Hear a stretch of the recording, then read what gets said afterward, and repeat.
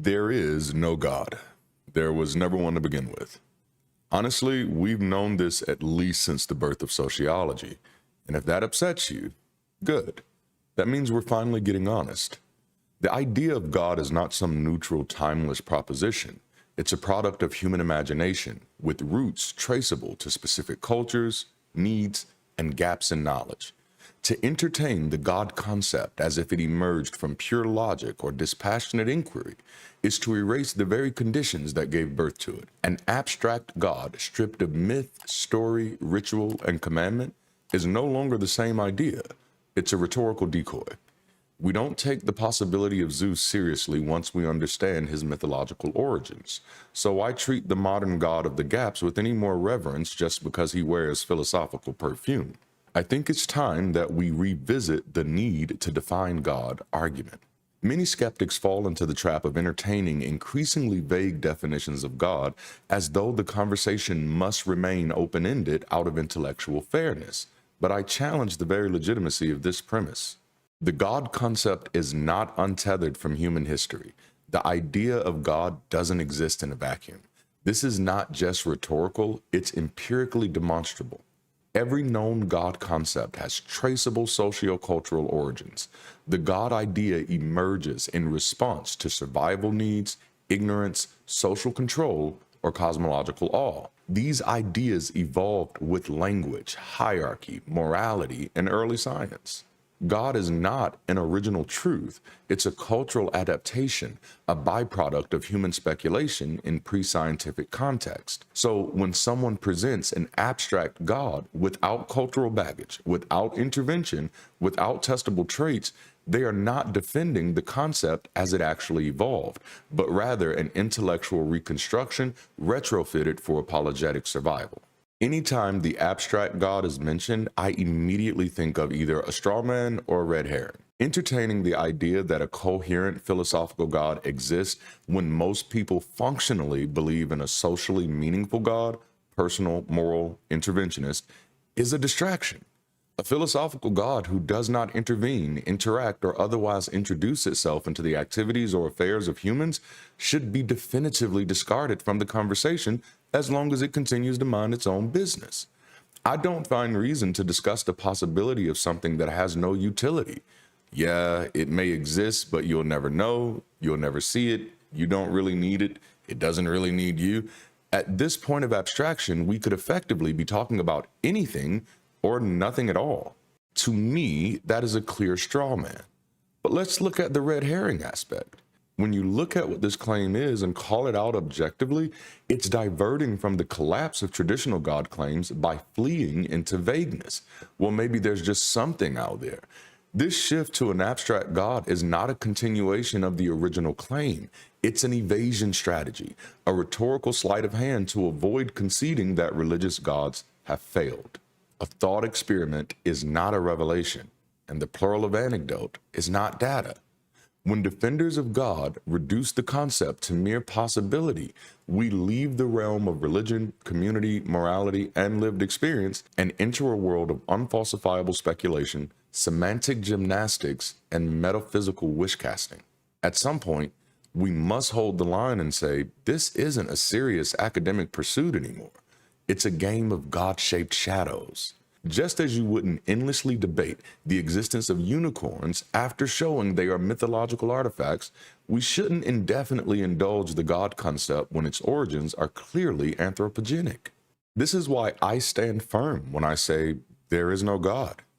The claim doesn't exist in a vacuum. The historical assertion that God exists is never neutral or context-free. It always comes packaged in cultural baggage, historical narratives, moral frameworks, and authoritative claims over how people should live. When someone says God, they're not just making a metaphysical claim, they're often invoking a specific tradition with specific consequences and interventionist expectations. 100% of interventionist God claims are historically anchored and debunkable. Every known God in human history has been tied to origin stories, miraculous events, chosen people, or divine interventions, all of which fall apart under historical, scientific, or logical scrutiny. For example, Yahweh's authorship of the Torah, Allah's dictation of the Quran, or Jesus' bodily resurrection, all are historical claims that can be and have been critically examined and reasonably dismissed. Once those claims fall, the God tied to them collapses as well. Now, when dealing with undefined gods, these are empty containers. When apologists retreat to vague language, a higher power, something out there, the ground of all being, the thing that connects us all, they abandon definition altogether, often creating these really interesting false dichotomies. Again, the thing that connects us all together. There are multiple things that connect us all. Life connects us all. Being in the same universe connects us all. Being on the same planet connects us all. You see the problem here. There's also a logical problem. A God with no attributes can't be evaluated. You can't disprove a claim that makes no claim. Existence claims require sufficient definition in order to be meaningful. A God that's nothing but a placeholder for mystery isn't functionally different from saying, we don't know. It's like arguing over a locked box that no one has ever opened, touched, or described, only that it must be meaningful. If there are no clear attributes, then there is nothing to affirm or deny. Undefined gods are removed from serious consideration because they can't be considered seriously. And most importantly, undefined gods by nature are not interventionist. They have no worshipers, no warriors, or no warlords to worry the rest of us with their need to intervene. So what God are we talking about?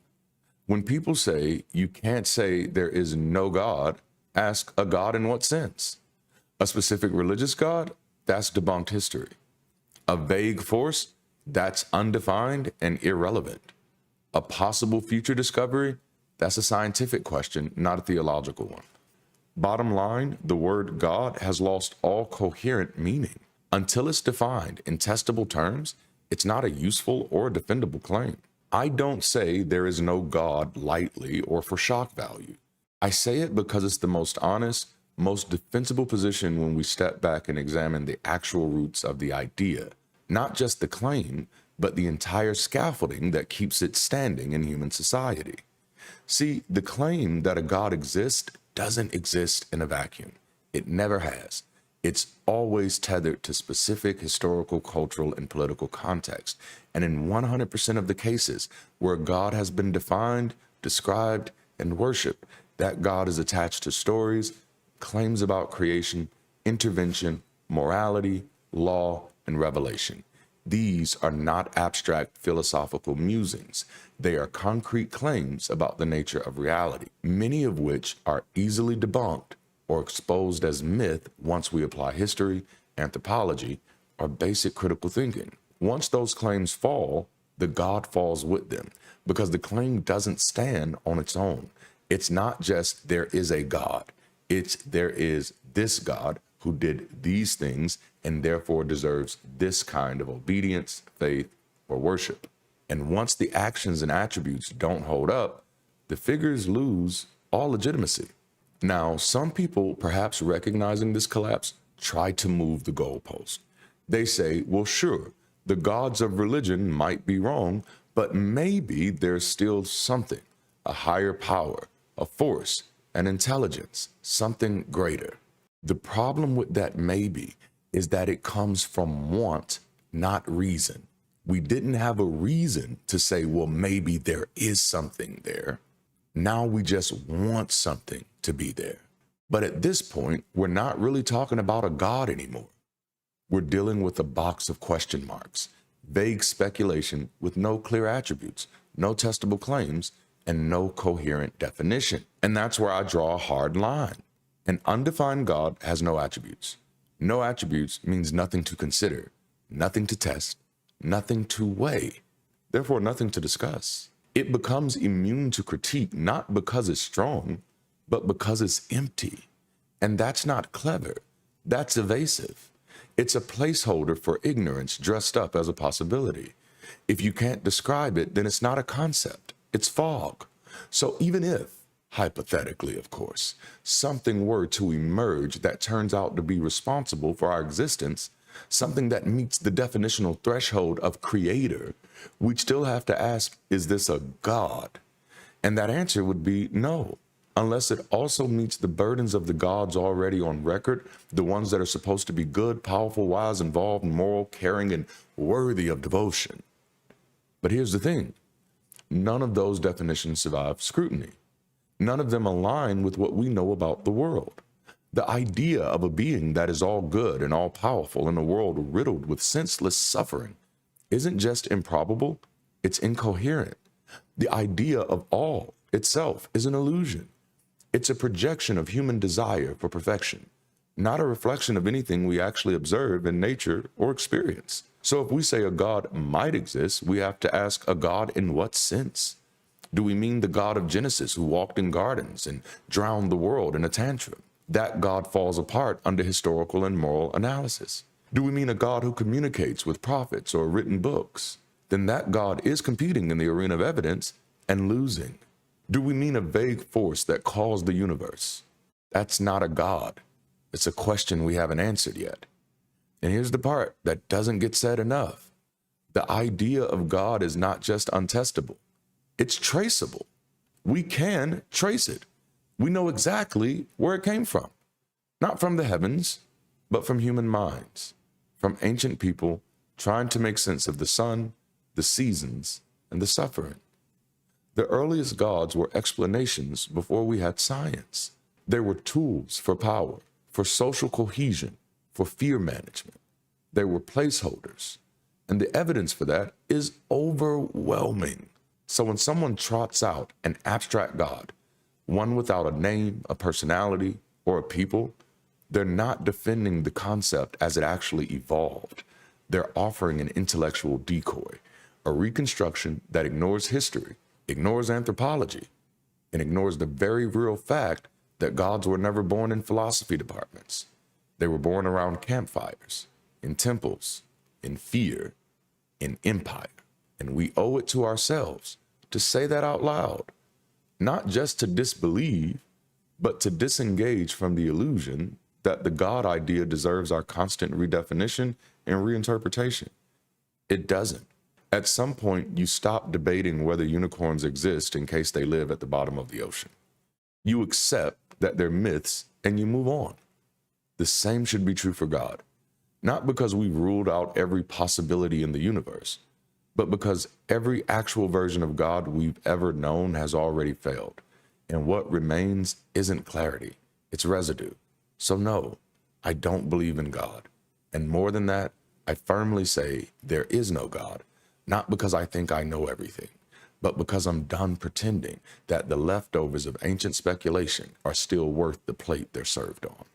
Now, this conversation wouldn't be complete if I did not address this elephant in the room.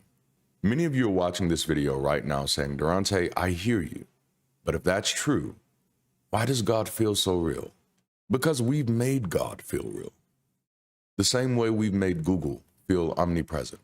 The same way we've made government feel omnipotent. The same way we assign agency, identity, and will to entire nations, corporations, and institutions. It's all the same kind of illusion. None of them are real, but we make them real. They are projections, projections of our collective work, our collective identity, our collective fears and hopes pinned onto a symbol, a word, a flag, or a name. God feels real because of people, because of rituals, because of buildings, because of music, stories, grief, tradition, family, and fear. Because we carry the weight of our own existence and place it somewhere we think it can hold it for us. It's one of my favorite refrains. It's the people, stupid.